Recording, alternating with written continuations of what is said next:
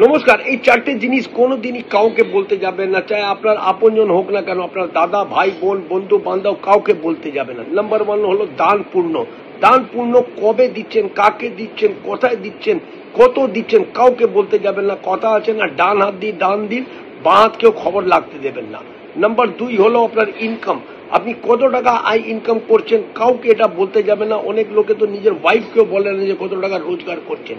Number 3 হলো আপনার কি কমজোরি আছে বা আপনার কার মধ্যে জোর আছে, এইসব জিনিসও কাউকে বলতে যাবে না, না হলে লোকে আপনার থেকে লাভ তুলতে শুরু করবে। নাম্বার 4 হলো আপনার পাস্ট লাইফ। আপনি আগে কি করেছেন না করেছেন এত অবধি আপনার লাইফ পার্টনারকে বলতে যাবে না, না হলে আপনার বিবাহিত জীবনও খারাপ হয়ে যাবে। খেয়াল রাখবেন, এই চারটে জিনিসই যদি আপনি লুকিয়ে রাখেন তাহলে আপনি আপনার জীবনে প্রচন্ড উন্নতি করতে পারবেন, আপনার বিবাহিত জীবনও ভালো থাকবে, আপনার জীবনে উন্নতি করতে পারবেন, না হলে সব খারাপ হয়ে যাবে।